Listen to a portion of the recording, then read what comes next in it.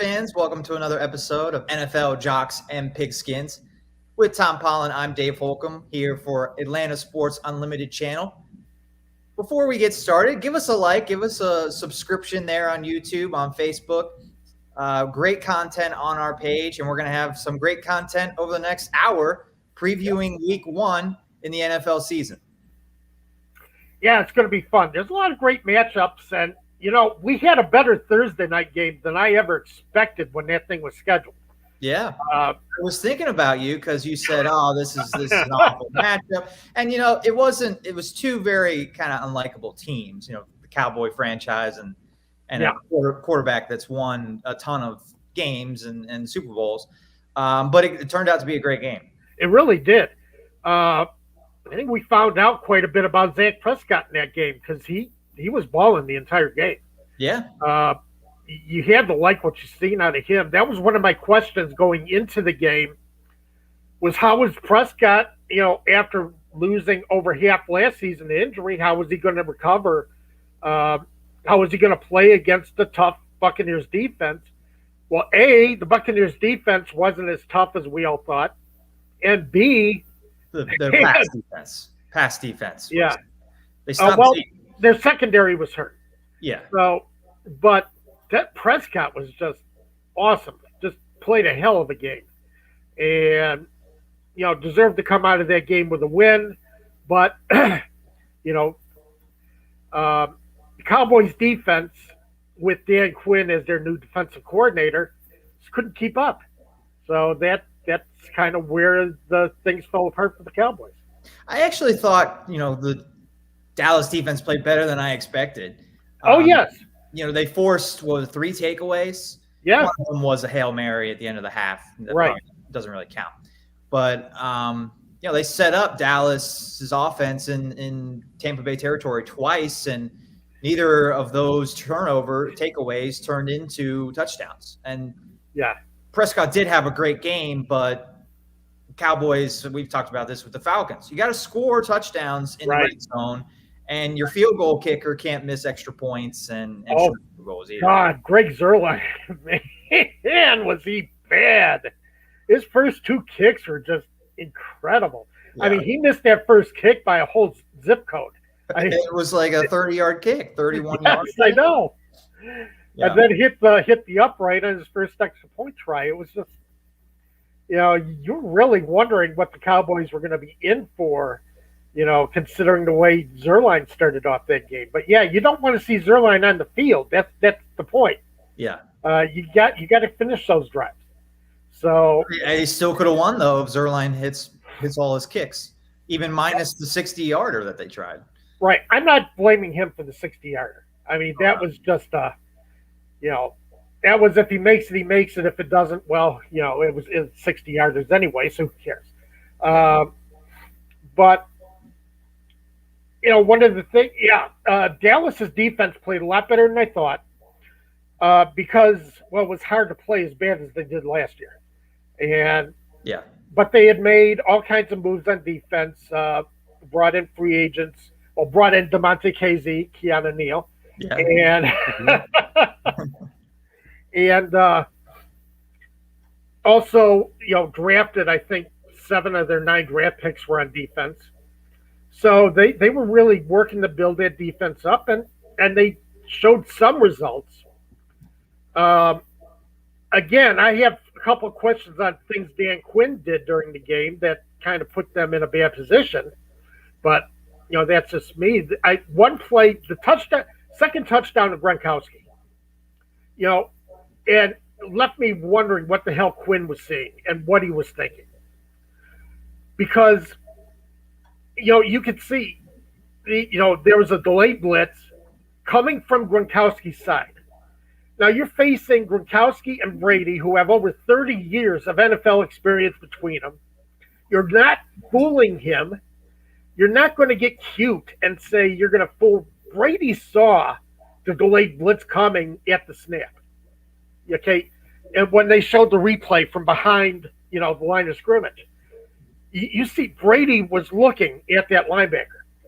And Gronk was looking at that linebacker.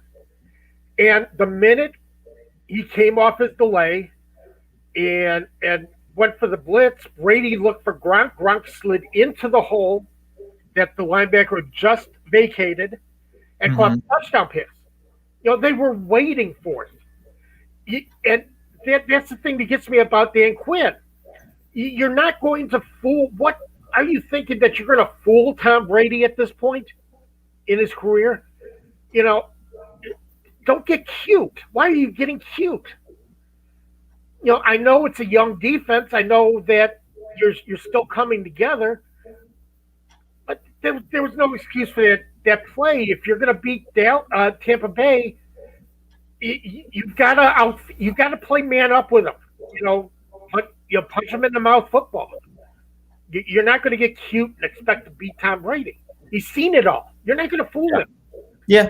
You make a great point. It's like you're not going to fool Matt Ryan. If you show Matt Ryan that play, he's going to see the same thing. Ben Roethlisberger, Wilson, with the Seahawks. You're not going to fool these guys. And that just gets me. I don't know what Quinn was thinking on that play, if he thought he was just, if you're going to get pressure on Brady, you better do it with your front four, and you better come straight away with the blitz. No delayed blitzes. Well, that's easier said than done to say, you got to get to Brady with four guys. I mean, very few teams have that capability. That's true. But you're not going to get him by playing tricks on defense. You're right. Yeah. That's the thing. But Dallas, I misspoke earlier. They got 4 takeaways in this game. Oh, okay. Yeah, I don't remember how many they got. They did pretty well. They won turnover margin by 3 and lost. Like, that is pretty unusual. That is. And highly unusual. Dallas did do a lot of things well in Thursday, and they were playing the Super Bowl champs, so it's a good measuring stick for where they are. But you get 3 extra possessions and you still lose. Does that say something about Dallas going forward? They're not going to win the turnover margin by 3 every week. I think it does. It does say something about. It does say that they still lack the capability. They really did not lean on Ezekiel Elliott during that game. As a matter of fact, I was seeing that it was only the 4th time in NFL history that both teams threw the ball more than 50 times. Neither team was relying on their running game in this.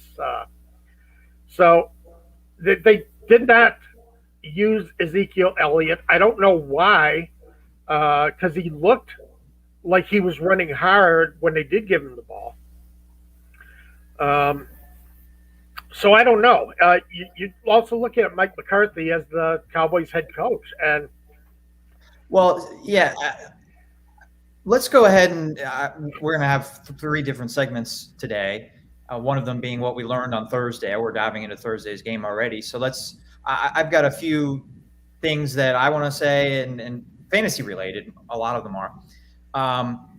And the Elliott thing is probably number 1, at least for the Cowboys side. Yeah. They were going up against the number 1 run defense from last year. First in rushing yards allowed per game, first in rushing yards allowed per carry, I think first in rushing touchdowns allowed, least amount. So clearly the game plan for Dallas was, we're going to throw the ball. We're going to throw it 60 times, and we're going to let Dak Prescott win this game. And then they almost won. So, it wasn't a bad game plan necessarily. But for Elliott, a guy that was a top 5 pick in your fantasy league, to get 11 carries, and in a game where Prescott threw 58 times, I'm going to double check this. I think Elliott had 2 catches. He had 2 catches. Elliott is a very capable back out of the backfield. Yes. And for your best player, and when I say best player, I'm going to say this probably a lot this year, I'm not counting quarterbacks. Okay. Right. When I say best player, your best offensive weapon outside of your quarterback, the best guy to get the ball to on Dallas's offense is Ezekiel Elliott. Yes. And for him to touch the ball only 13 times in any game, let alone a game against the reigning Super Bowl champs, not enough. You can't do that. Not enough. And that, I think, I don't want to say, Elliott, his stock is way down, but there is a little bit of a concern. Is Mike McCarthy going to be pass happy this year? And that's going to be great for Dak Prescott owners. Where does that leave Ezekiel Elliott, especially if he's not involved in the passing game? If he's involved in the passing game, it's not as big of a deal. He can still get his 20 touches. But 11 carries and only 2 catches for 6 yards, that's not enough to your best player, and very disappointing for anybody who took Elliott in round 1. Yeah, and a lot of people took Elliott in round 1. You could tell a lot of people probably weren't happy about that. But, you can't do that. You can't. I mean, as good as Tampa is at stopping the run, at times, again, you still got to line up and play smash mouth with them. We're going to take our 11 against your 11. We're going to see who comes out on top. And as I say, Dak Prescott gave the Cowboys a lot more than I thought he would after coming off that, terrible injury last year. Yeah. And really was confident as far as what he was doing in the pocket. Part of the problem with the Cowboys, CeeDee Lamb had a terrible game. Well, I think midway through the third quarter, I just yelled at the TV screen, stop throwing it to CeeDee Lamb. I mean, Amari Cooper is eating Tampa Bay's secondary alive. Right. And Michael Gallup had a couple nice catches. Yes, he did. You could throw to Ezekiel Elliott, but you keep throwing to CeeDee Lamb, who I guess is open, but he keeps dropping the ball. The ball goes through his hands, intercepted. Yeah, it was awful. Yeah, and that's right, because that interception was not on Prescott. No, it wasn't. It was on CeeDee Lamb. And that was a beautiful throw in traffic by Prescott. And the crazy thing is, when you're watching it live, it was like triple coverage. You're like, okay, that was Prescott's first bad throw. Yeah, right. But then watching the replay, he threw it into triple coverage, but it was a perfect throw that CeeDee Lamb caught. Right. Exactly. That's the way I looked at it too. I'm thinking that was Prescott's first bad pass. Yeah. And then they showed the replay, and I'm like, no, that was a damn good throw. Exactly. That was amazing. So CeeDee Lamb ended with 7 catches, 104 yards, and a touchdown. So his fantasy owners were happy, but it could have been a lot bigger game for CeeDee Lamb. Could have been, yes, much bigger. He makes a couple of more plays, and Dallas probably wins that game. Yeah, exactly. That was one of the problems. He did not step up to the plate in that game. And I believe you. I think if he had made more plays, if he had made a couple more catches, Dallas might have won that game. But see, that's what you get here too, is the Buccaneers have the guys who, when the chips are down or when you really need that play, they're going to make that play. The Cowboys, other than Amari Cooper, you look at and you say, well, maybe they will, maybe they won't make that play. You're not confident that they have the playmakers, and that Tampa has the playmakers. For fantasy purposes, I was a little disappointed that Evans didn't show his face too much. Well, yeah. So switching to Tampa Bay side, the thing that I'm taking away from Thursday's game, what we learned, I think Antonio Brown is going to lead Tampa Bay in receiving. Yeah, you might. He played a hell of a game. I know he's 33. I don't think he's as good as he used to be. No. But he is still a very good wide receiver that took some time to get back used to being on the field last year. He was in a new offense with a new quarterback. I'm not going to comment on anything of what he's done off the field. I really like Chris Collinsworth.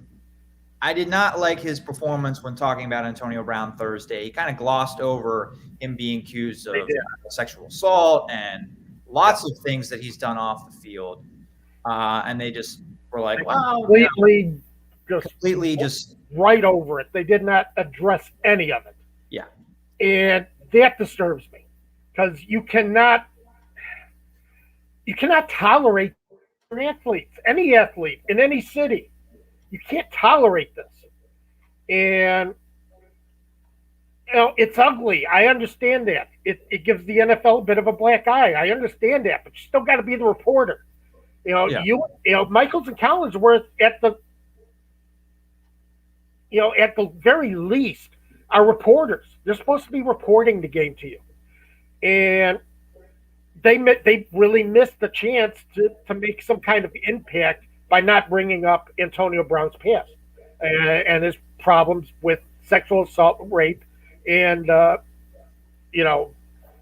just completely. Yeah, he was having some off the field problems, but Tom Brady made him his friend. Tom Brady so, well, all right, but you're still.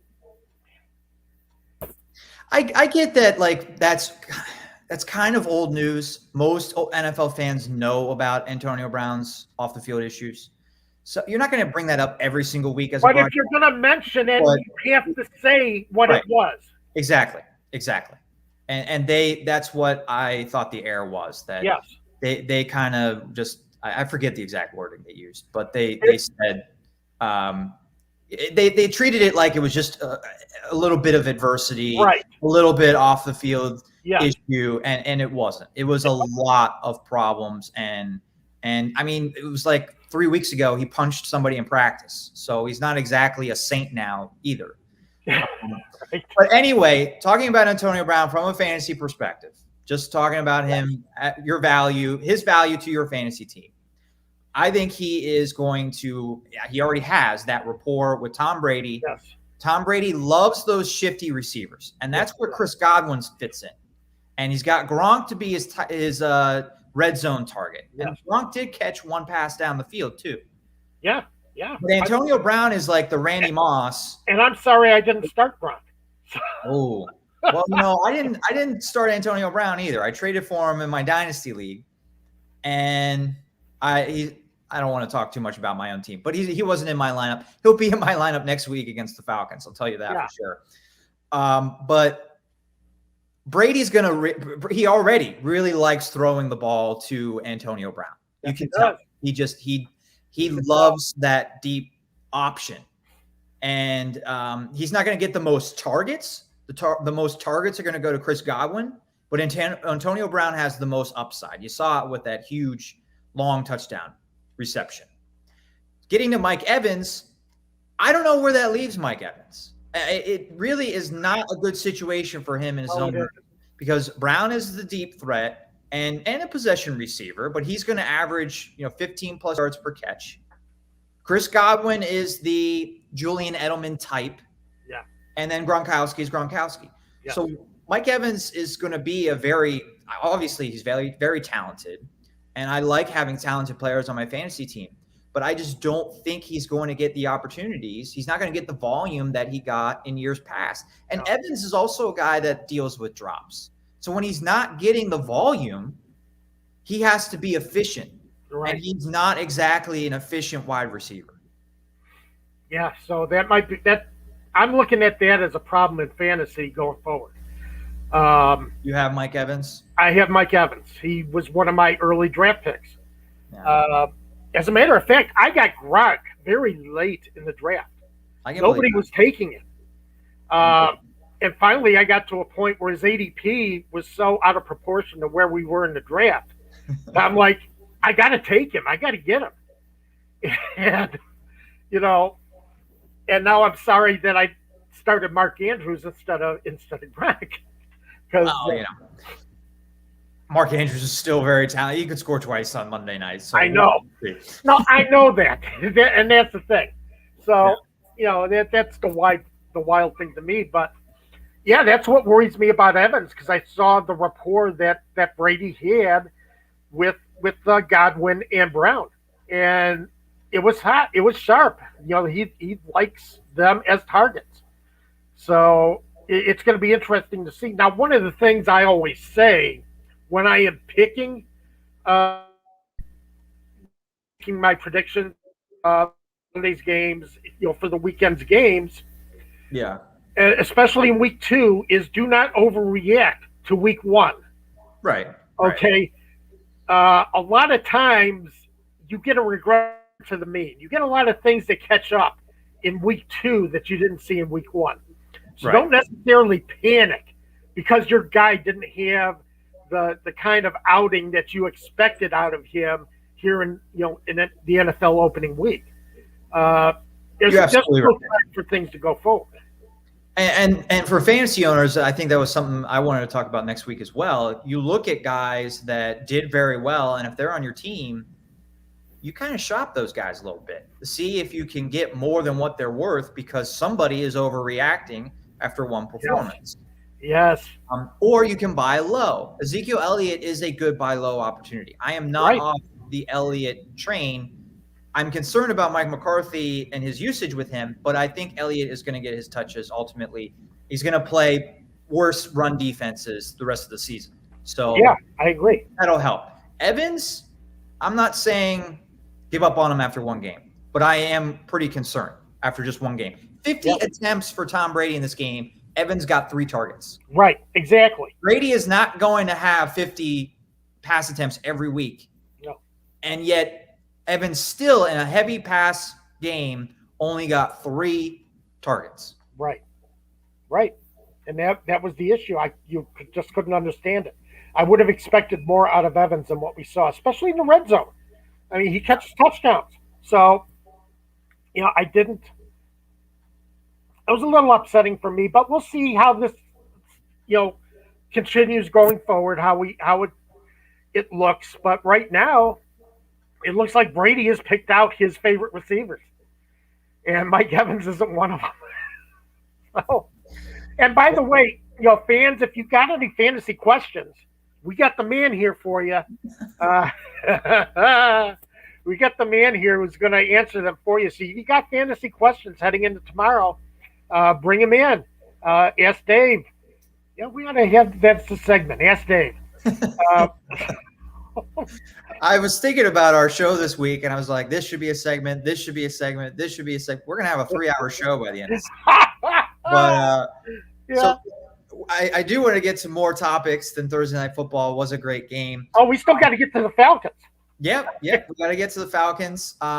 Let's get to them next, and then but let's get through them quickly. Not if we get questions, we'll spend the right amount of time on them. But I don't want to save Nostradamus Predicts for the last 10 minutes. I want to get to that before the 50-minute mark. Yeah. Well, before we get to any of that, I do want to have a bit of a somber moment. Today is the 20th anniversary of September 11th, a day that we all remember very vividly if we're old enough to remember it. I've got my Yankees hat here today. I wear it every single September 11th. That is. And I just want – we're so political today. We're so divided in our country. But I just wanted to have this moment to remember the lives that were lost that day and the people that are still dealing with what happened on that day. A lot of people. And there are a lot who are. Yes. Yes. Very much. And I just want to say we remember you. We will never forget, as that slogan said, coming out of September 11th. And I remember exactly where I was at the time. I remember exactly what I was doing every minute of that day as that went on. The thing is, I knew that there was a problem. The minute they reported that a jet had hit the World Trade Center, I knew there was a problem. That was not normal. If you've ever gone into Manhattan via the Staten Island Ferry, you see, the towers and a lot of helicopters. That's helicopter airspace. Helicopters are basically your taxi cabs, for big time executives going back and forth between buildings, offices. Planes are not allowed in that airspace in downtown Manhattan. And I knew exactly then that there was a problem. There was something really, really wrong. And then we heard that the second plane hit. And that's, that dread kind of expanded because, it didn't make sense for me that a plane would hit the tower. And then, we found out, as the morning went on, what was going on, what was happening. And, it really, it's a rough thing to think about. My cousin is now a New York City firefighter, and you always wonder about that. If he had been a fighter at the time, what would happen? And you worry about something happening in the future as a New York City firefighter. Yeah. So, Yeah, it's rough. I remember it every September 11th. I remember every minute of that day. I went home early from work. We all had to go home early. We were all just we couldn't we couldn't do it. We couldn't get through the day, and um, I was in fifth grade, and a lot of kids got taken out of class. Their yeah, parents came and picked them up and took them home. My dad was traveling on that day. was it? Ooh, He was driving across Pennsylvania. We were living in Pittsburgh at the time, right. and he was driving for a business trip, not flying. But Yeah. yeah, he was away. So yeah, I'm glad you took the time to recognize, you know, the impact of this day and what happened 20 years ago. Saturday is college football, especially down here in the South. But I am looking forward to watching the Subway Series tonight. I think they're going to have a nice commemorative moment for Yes, the 20th anniversary. I think they will. Absolutely. Yeah. So, So, very rough transition back to football after talking 20th anniversary of September 11th. But the Atlanta Falcons will play the Philadelphia Eagles tomorrow. Uh, this I tried to go back and look to see how many times the Falcons have played the Eagles, either for the opener of the season or the home opener. I think it's been like 4 or 5 times in the last 6 or 7 years. These teams meet in September a lot. Not really rivals, but they kind of feel like rivals. I don't know if it's the two bird teams, or maybe it's because I moved here from the Philly area to Atlanta, so it seems like the cities are rivals to me. But it's going to be a good game tomorrow. Two teams that are trying to improve. A young quarterback for the Philadelphia Eagles, a young defense for the Atlanta Falcons, and can Matt Ryan outduel the young Jalen Hurts? yeah, it's interesting because neither team showed us anything in the preseason. They kept their kept their offenses under wraps. I think Jalen Hurts had 10 snaps the entire preseason, and Matt Ryan never dressed. And I think we only saw Kyle Pitts for one play in preseason. Yeah. So we really don't have a feel. We can only kind of infer what we're going to look at, and what really, where I think Atlanta, the Falcons have the edge, is they're bringing in a new system. You got Arthur Smith, and you're bringing in a new system, but you're also doing this with Matt Ryan, and Matt Ryan knows you. Again, he's one of these quarterbacks where you're not going to fool him on defense. The Eagles have a good pass rush. They have a good defensive front, and it's going to be a challenge for this young Falcons offensive line to do something against Philadelphia to keep them out of Matt Ryan's face. But you look at Matt Ryan has a lot of options as far as wide receivers, hot reads, Mike Davis coming out of the backfield. You can do things with that offense to adjust for what the Eagles are going to do to you. With Jalen Hurts, he had a good break-in last year with a solid first couple of weeks. He had a rough final 2 games, and I always worry about that with a young quarterback because, to me, I always think defensive coordinators are not stupid. Okay, these are not stupid people. Defensive coordinators will catch up to you once you get some game film going. You get a couple games of tape out there. They're going to know what you like to do with the ball, where you like to look, and give you some ideas of what they want, where they want to be. And I'm thinking that maybe they caught up to Hurts a little bit last year. Now he's got a new offense that he's running, but he's a young quarterback. He's a second-year quarterback. He's not going to pick up the new offense as quickly as Matt Ryan is going to pick up a new offense. This is not a big deal for Matt Ryan. Right. And I'm sure from their work in the offseason, OTAs and training camp, Matt Ryan and Arthur Smith are on the same page. I have no doubt that both know what they want to do with it. And Arthur Smith has worked with Matt Ryan to know what Matt Ryan wants to do with the football. He's going to adjust his system to Matt Ryan right now. So, and I like that. I think Ryan could do that. And I think the Eagles are going to have a tougher time with that. Devontae Smith, this is his first game in the NFL. And he, is he going to be able to do for Jalen Hurts what other receivers, what Calvin Ridley is going to be able to do for Matt Ryan? If the Eagles show a blitz, if the Eagles come, from different directions with different players, I have more faith that Ridley is going to make the adjustment that Ryan needs him to make. Julio Jones, that's what Ryan always looked to Julio Jones for. Julio Jones, Ryan always knew where Julio Jones was on the field. He didn't have to see Julio Jones. He knew where he was. And I have more faith that Ridley is going to be that guy for Ryan than I have faith that Smith is ready to be that guy for Hurts right now.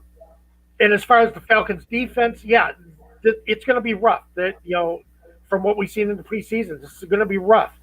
However, I have more faith in AP's ability to hide his weaknesses on defense,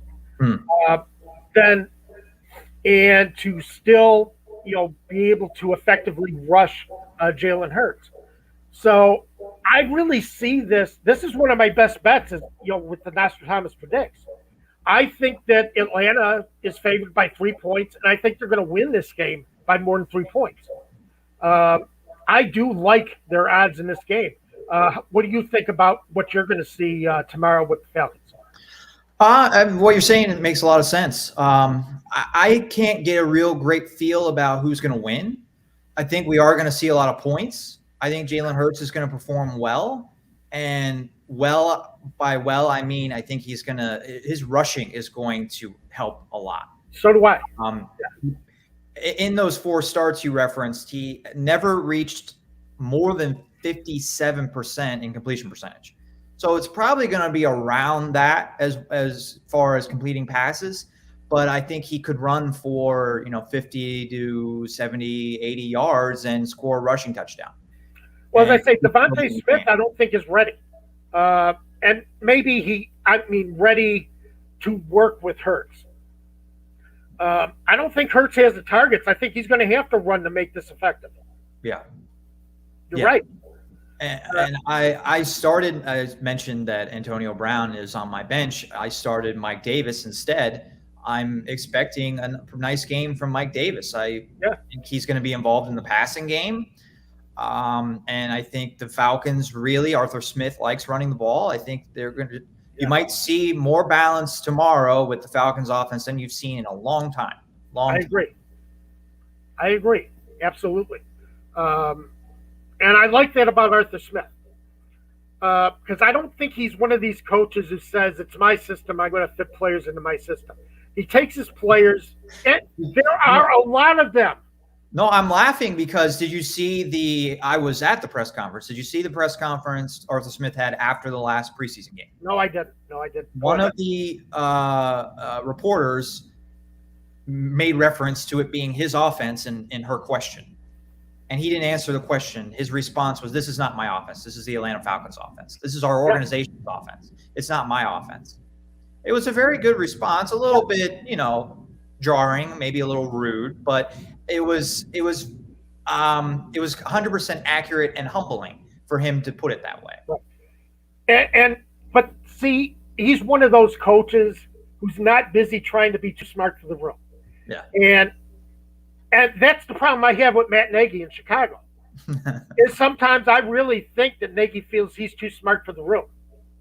And that it's his system. It's his offense. And Arthur Smith is like, I'm going to tailor my offense to what Matt Ryan, Calvin Ridley, Mike Davis, what all these guys can do. And he did that in Tennessee. He had a couple of quality tight ends, and he used them. And he used, he had Derrick Henry, who was going to be a first ballot Hall of Famer. Yeah. but he made that work around Ryan Tannehill, and who is also the only fantasy quarterback I have right now. So, but he made it work around Ryan Tannehill. And I think he's one of those coaches who's going to take his players and adjust his system to fit his players, not the other way around. If you think that's obvious that a coach should do that, it's not obvious. There are coaches who believe that my system is going to make players, not these players are going to make my system, and that's look at Harbaugh in Baltimore. They went from Joe Flacco. Suddenly they got Lamar Jackson as their quarterback. They changed everything. Yeah. Sure. All of a sudden it was a completely different offense because it was Lamar Jackson. Right. They did not pigeonhole Lamar Jackson into running Joe Flacco's offense. No, exactly. It all of a sudden it just went from the switch clicked, and here you got Lamar Jackson's offense, and that's kind of what John Harbaugh did. That's kind of what you want to see out of. I think that's the kind of thing we're going to see out of Arthur Smith. Is I know what Matt Ryan can do, and I'm going to tailor my playbook around what Matt Ryan and this cast of receivers can do. Absolutely, and I'm looking forward to the game. I think it'll be it's a very winnable game for the Falcons. Yes, and absolutely. Getting off to a good start is really important, I think, for Atlanta. Yeah. We talked about this maybe 2 weeks ago. 0-5 last year, 1-7 the year before. They did beat Philly in the home opener 2 years ago, but that was their only win in the first half of the season. Yeah. It would be nice for Atlanta to get off to a good start, feel good about themselves under the new head coach. Some of their new players, Kyle Pitts, Mike Davis. Be nice if they had a good game. Be nice if Dante Fowler had some sacks, and just feel good about themselves for a change in September and get off to a good start. Right, and that's the thing that worries me about the defensive line, because I think the Falcons are still weak on defense, both on their line and in secondary. You can cover up weaknesses. If your line is strong, you can cover up weaknesses in the secondary. If your secondary is strong, you can get some coverage sacks or coverage pressures. But you can't have both where you got question marks going into a game. Yeah. Because then you got problems. Then you're going to have to win this game. But as I say, I have confidence that Dean Pease can work around that and make adjustments within those problems. So, and I have more confidence in Pease' ability to do that than I do in the Eagles' ability to adjust to what he's doing. And maybe later in the season, Hurts becomes a better quarterback because he's able to read more.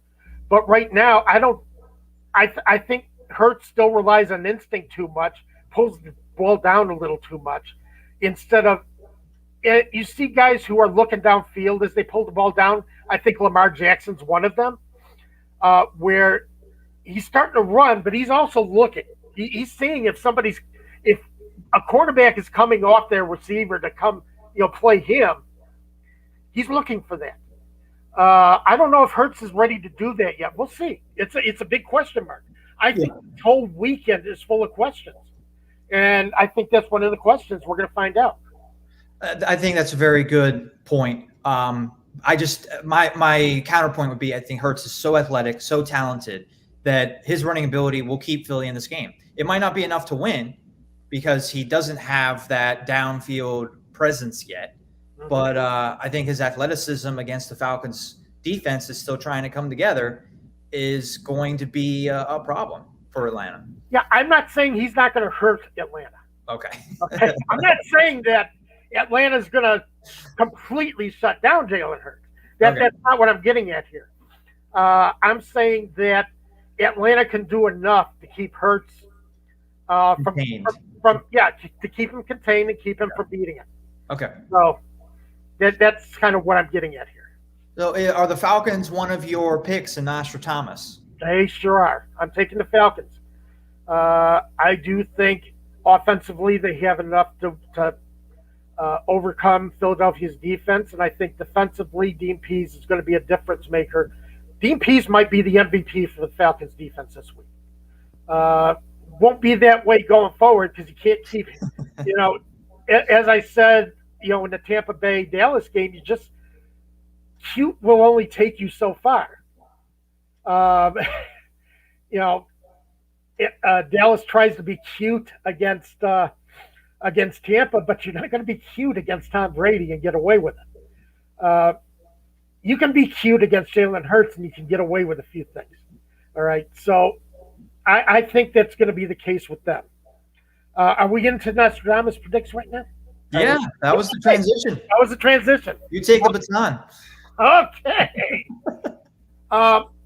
One of the picks that I did do a write-up, and if you go to my website, footballfromatoz.com, you'll see my Nostradamus predicts. You'll see my each article that I've written as Nostradamus. I did write up the Thursday game. Again, to me, this whole weekend is made up of questions. And my question for Thursday's game was, is Dallas's defense going to be able to come together enough to hold down Tampa's offense? And would Dak Prescott be able to be effective enough to do something against the tough Tampa defense that just shut down Pat Mahomes last year? Yeah. We found out that I think Dallas got away with one when they got the turnover. Godwin, gave away the ball down at the 2-yard line. Right. But and that shot, because I had taken the Buccaneers by 8.5, I thought they were gonna. I didn't think Dallas's defense was good enough to keep that game close, or as close as they did. And Dak Prescott really kept that game closer. So, and it was the takeaways too. Yeah, so, and especially that one at the 2-yard line, that right. killed, that would have put the Buccaneers over the spread, but it's still a loss against the spread. That's what you can't take that as a win and say, what if, close only counts in horseshoes, hand grenades, and, atom bombs. So it's, you don't get credit for close. You gotta win. So the Falcons, I think, are going to win. San Francisco 49ers at the Detroit Lions.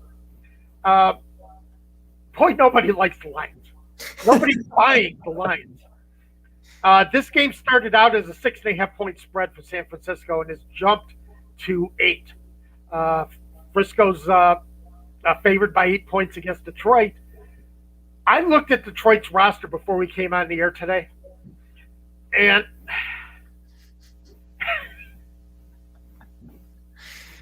they might be better off, with real lions that can bite the opponent's legs off, as Stan Campbell wants to do. Campbell wants he wants to bite somebody's kneecaps and ankles off. That's right. His best bet. They don't have the defense. Garoppolo, whether Garoppolo is quarterbacking or Trey Lance is quarterbacking, they don't have the defense to do what they're going to need to do against San Francisco's offense. And I don't think they have the offense with Jared Goff at quarterback that's gonna. I was going to say, I don't think they have the offense either. No, they don't. San Francisco can play defense. This isn't the defense they had when they went to the Super Bowl, but it's still a good defense. They're going to be healthy. And people forget that they were banged up. They were really banged up. They were missing everybody last year. Yeah. On offense and defense, it was just it was a mash unit. I mean, they just, they had they would cart them right off the surgery, right? They're in the mash tent and try and fix them up and get them back. But it was terrible for 49ers last year. They're healthy. They're ready.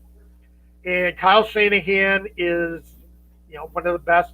I also read that Kyle Shanahan's kind of getting to the point where he's looking at what his team can do and not necessarily what his system is going to do to an opponent. He is maturing as a head coach. So, and Dan Campbell, I just can't take the guy seriously right now. Wow, yeah, after that press conference last few months ago, January. Oh, and then this later press conference where he was talking about his morning habit and his initial coffee order for the morning, and it's just this guy's something else. He's got to show me something on the field before I'm going to buy what he's giving us during his press conferences.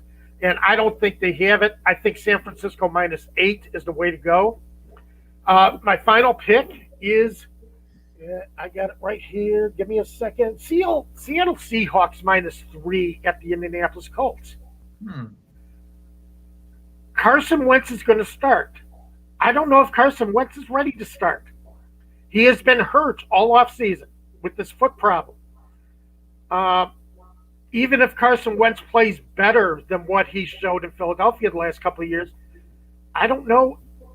I think Seattle is a much better team on defense, much better team on offense. They're a more established team. They know what they're doing. They have Russell Wilson is one of the best quarterbacks in the NFL, and that's one of the other things I say when you're making picks and when you're going through your games before the weekend and you're making picks. If all else is equal, all else being equal, you take the team with the better quarterback. Okay, and this is Russell Wilson, without a doubt. And I think the team with the better quarterback is going to come out on top of this game. Take the Seahawks -3, take the 49ers -8, take the Falcons -3. And you get $5, $6 for every dollar you bet when you put three teams together in a parlay. Take these guys, and you're gonna walk away with some nice money at the end of the week. So, and as I say, all these picks are for entertainment purposes only.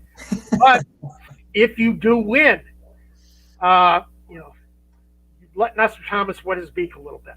Okay, so, there we are. Is there any concern that Colts defense could, put pressure on Russell Wilson? I think there is. Yeah, I think there is. I think they'll put pressure on him. But Wilson thrives on pressure. Wilson's never let pressure worry him. For crying out loud, the guy, he might pass for 300 yards in a game. He might run for 250 behind the line of scrimmage. Plus, he's got Tyler Lockett, who I think they're kind of mentally tuned. It's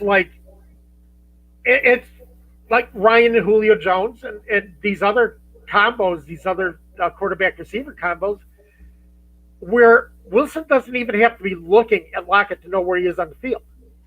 All right. I've seen Wilson looking somewhere down that way, and Lockett's over here, and Wilson will all of a sudden change directions and launch a pass that'll connect with Tyler Lockett. And you're like, how the hell did he even know he was there? Yeah, that's a pinpoint pass. And it's like, how do you even know what? It's kind of like they sit in each other's brain and they know these things. And DK Metcalf, who's also one of my wide receivers. I mean, love DK Metcalf. As I say, was my second pick to Nick Chubb in my fantasy draft, and I was 11th. I was number 11 in a 14-team fantasy draft. That was rough. That was not an easy draft. And you got Nick Chubb? I got Nick Chubb. Wow. And I got DK Metcalf. Yeah. So I was feeling pretty good about that. Yeah, I mean, Nick Chubb kept falling. I'm like, come on. So, come on, get him for me. I got him. So, yeah, I did get Nick Chubb as my first pick, and I got DK Metcalf later. So I was feeling pretty good. And I might even benefit from the fact that Baltimore is in running back hell. Isn't that amazing what is happening to the Baltimore Ravens? Yeah. Dobbins goes out, and Gus Edwards goes out. And that really hurts me. I have Gus Edwards on both my teams. I drafted him the day before he got injured. And I had him on my dynasty team, had him for a while, and I was like, well, this is why I've got him in case there's an injury to Dobbins, and he didn't even make it to week 1. It's very sad for the Ravens, sad for fantasy owners. It really is. It's terrible because Dobbins was one of the guys I thought was going to have a breakout year this year. Yeah. He's one of the guys I recognize if you go to footballfromatozz.com. Most underrated player. One of the guys on there on my list because I thought he was ready to make his break. That Lamar Jackson was going to have to do as much running as he's done in the past because he had Dobbins there. And I thought Edwards would fill the same role. It's going to be interesting. Now, I have Tyson Williams late in the draft, deep in the draft. I took Tyson Williams. Smart move. So, and now Le'Veon Bell is fantasy relevant again. Just because he's close to, he's their fifth running back, I guess. Right. And he's now close to the starter role. And they had also signed Devontae Freeman before. Right. I don't want any part of Devontae Freeman in fantasy. No. Doesn't matter if he's starting. It's like he is not relevant. Tell you the truth, I don't even want to have anything to do with Le'Veon Bell in fantasy. Because I think both Bell and Freeman's careers are essentially on life support at this point. And I don't think either one has long to survive. So I just don't see it. At least with Le'Veon Bell, at one point he had, like Hall of Fame talent. Yes. I really liked Devontae Freeman in his prime, don't get me wrong. But a lot of that had to do with Kyle Shanahan's offense and the other weapons in the Falcons offense. And he had Tevin Coleman as his, to share running back duty with.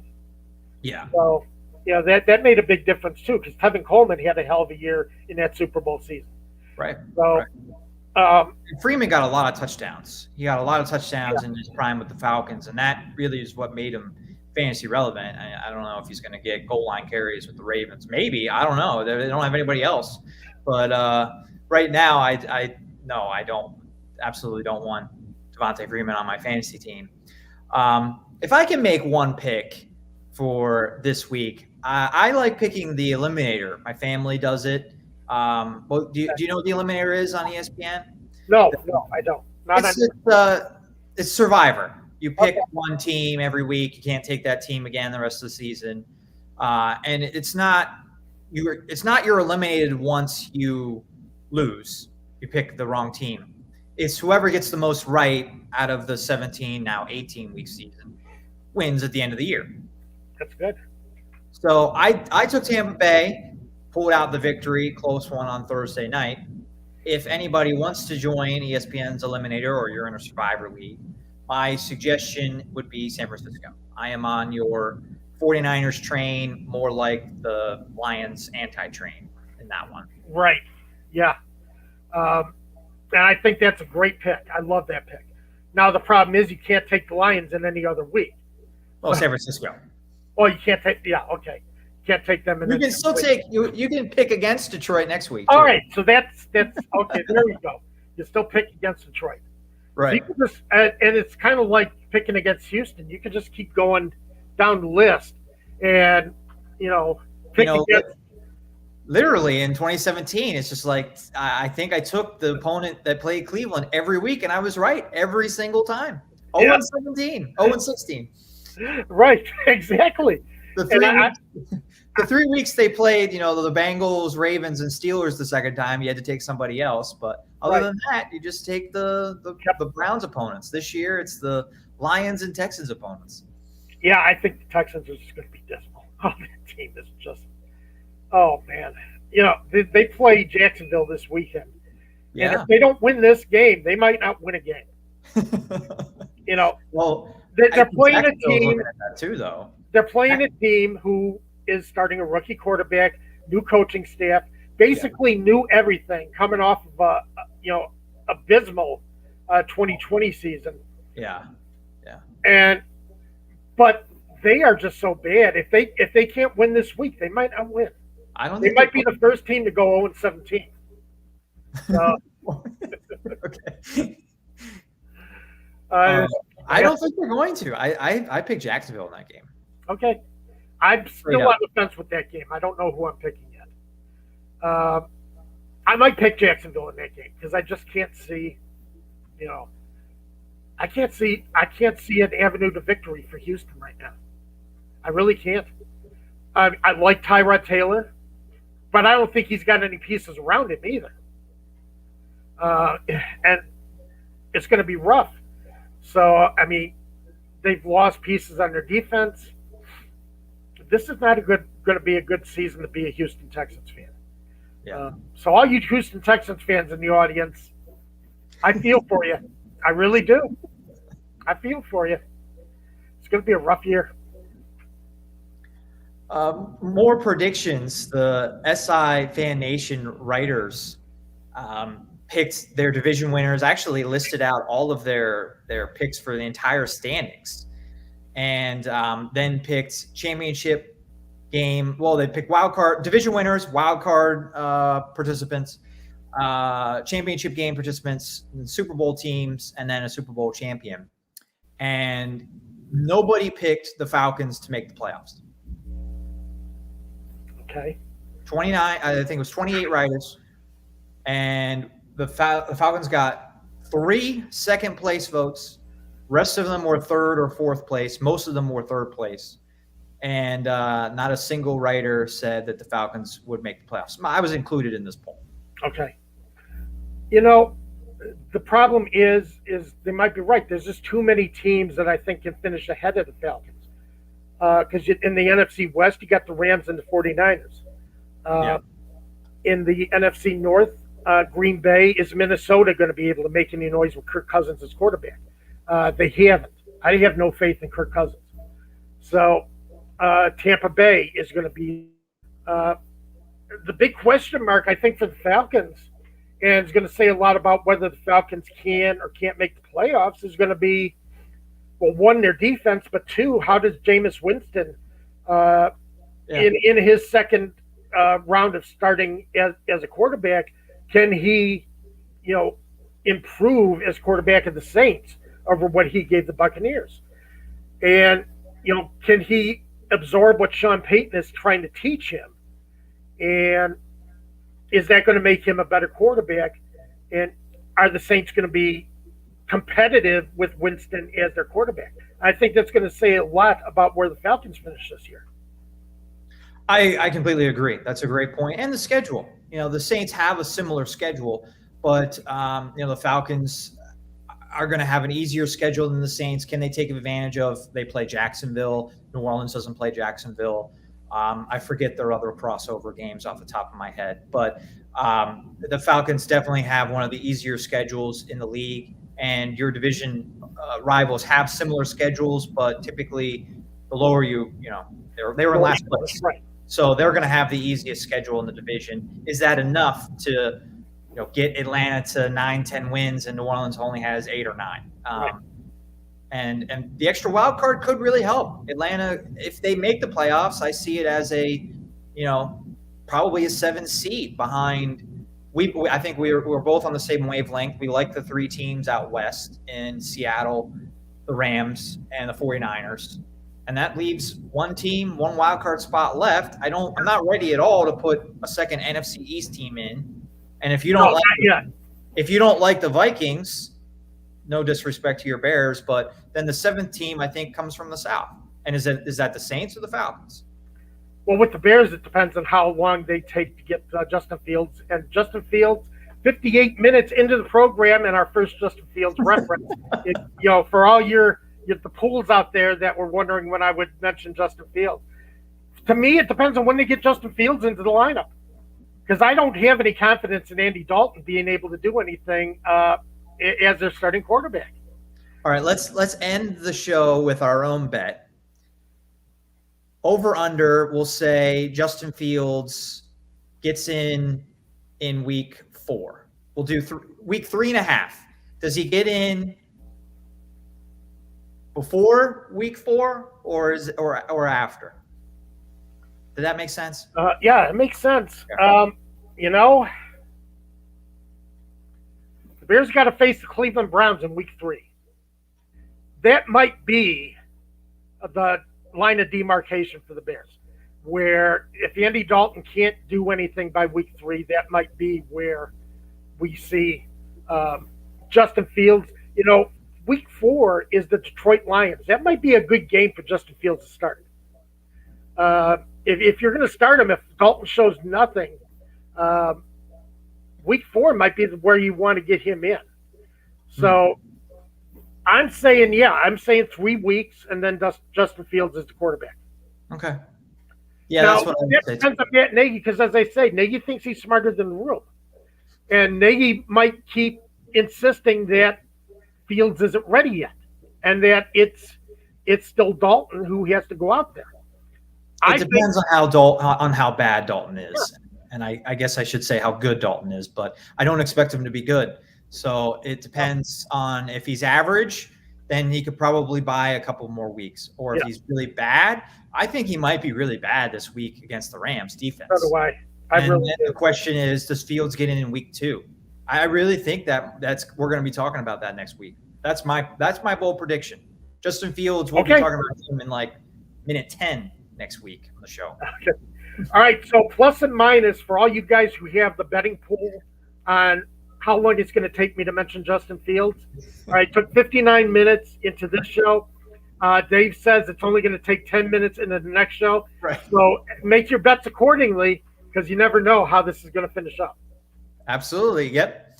That wraps up our hour here on Atlanta Sports Unlimited. Give us a like, subscribe to the YouTube channel. A lot of great Atlanta content, and it's a great time for sports. Georgia picked up a huge win last week. They're rolling in their football season. I'm telling you, ranked number 2. That's pretty impressive.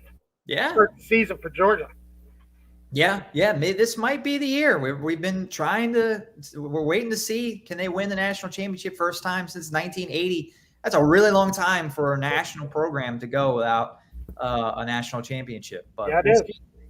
This might be the year. Atlanta Braves are still in first place, so check out all the videos on Atlanta Sports Unlimited. Yeah, we're covering them all. Every team that matters to you we're covering on the channel. So every team that matters in every sport, we got it covered. All 200, 300 teams. Yeah, we'll spend 30 seconds on each team next week. Right. Thanks for joining us, making us a part of your Saturday. We'll be back next Saturday. Enjoy week 1.